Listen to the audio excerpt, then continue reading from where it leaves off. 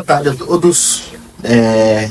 Hoje, depois de uma tarde inteira de estudos de casos, de um debate também na minha pós-graduação de Direito Penal e Processo Penal, chegamos ao incrível tema do processo do golpe, que envolve o ex-presidente Jair Bolsonaro, e do processo do 8 de janeiro. E eu resolvi gravar um vídeo, tanto para me auxiliar nos meus estudos, quanto para compartilhar aí com vocês a minha ideia sobre o que está acontecendo, qual é a minha opinião e qual é o meu posicionamento jurídico em relação a esse caso. Eu vou tratar aqui sobre o processo do 8 de janeiro, que envolve aquela enorme quantidade de réus que está sendo julgado em bloco, e também sobre o processo do golpe, que envolve o ex-presidente Jair Bolsonaro, comandantes militares, enfim, uma série de pessoas que estão sendo agora réus numa ação penal no Supremo Tribunal Federal. Beleza. Primeiro de tudo, que é o que a gente deve saber.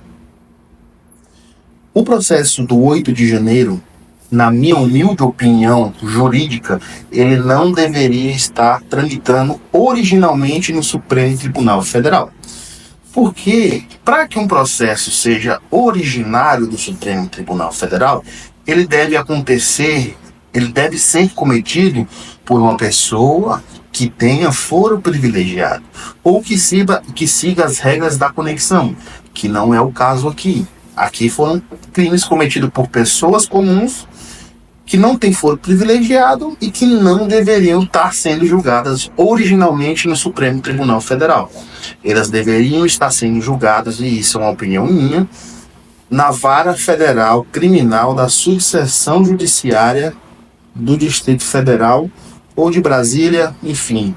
Não sei como é que é a organização territorial de Brasília, mas deveriam estar sendo julgados pela Justiça Federal, porque foi crimes cometidos em detrimento de bens da União, portanto, invoca-se a competência federal, mas de primeiro grau, e assim garantia aí o princípio do juiz natural da causa, o princípio da ampla defesa, o princípio do duplo grau de jurisdição. E isso não é nem tão culpa dos ministros do Supremo, porque eles estão sendo talvez ali questionados.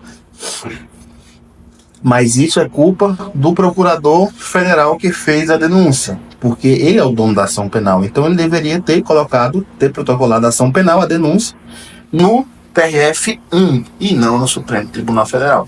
Ah, mas existe a prevenção do ministro Alexandre de Moraes. Aqui essa prevenção não se aplica.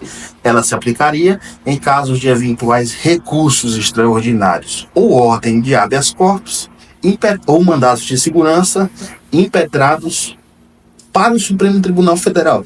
Aí sim, o ministro Alexandre de Moraes, prevento, chamaria a competência para si, mas somente em eventuais recursos extraordinários ou eventuais remédios constitucionais direcionados à Suprema Corte. Em regra, a competência é da Vara Federal de Brasília, Criminal de Brasília. Em relação ao processo envolvendo o ex-presidente Jair Bolsonaro.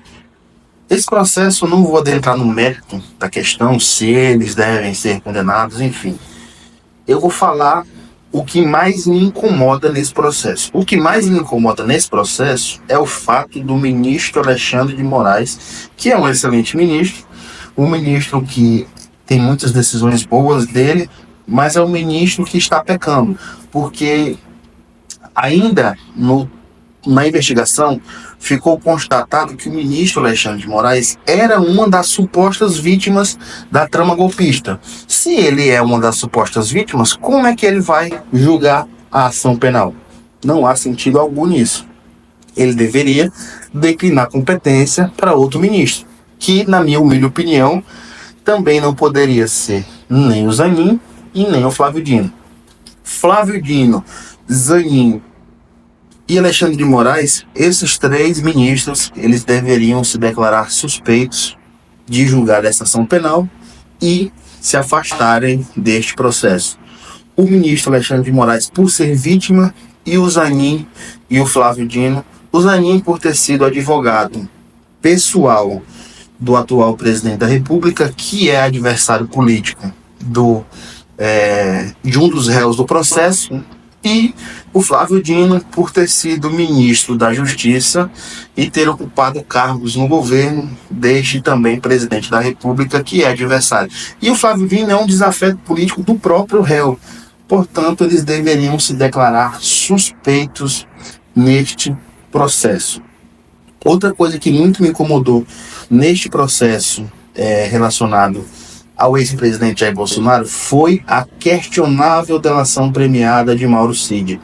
Mauro Cid está visivelmente sendo coagido na sua delação premiada. O Alexandre de Moraes, ministro, ele deu uma forçada ali naquela delação, inclusive ameaçou com prisão, conduziu de uma maneira assim que levou a entender que ele estava sendo coagido a dizer uma suposta verdade, mas qual verdade era essa? Uma verdade que cabia ao ministro?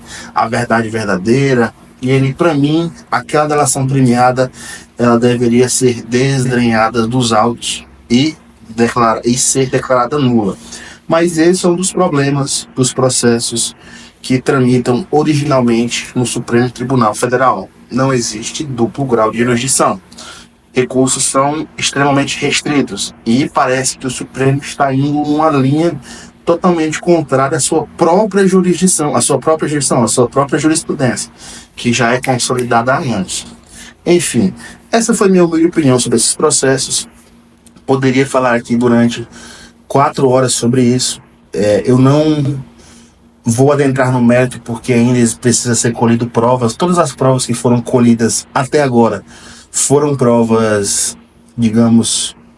Na verdade, tudo que foi colhido agora foi colhido fora do contraditório. Então, os réus não tiveram opções de se defender. Assim sendo, eu me reservo ao direito de adentrar no mérito após a produção das provas. E é isso. Meu nome é João, sou advogado criminalista. Para mais vídeos como esse, me siga aqui no Instagram.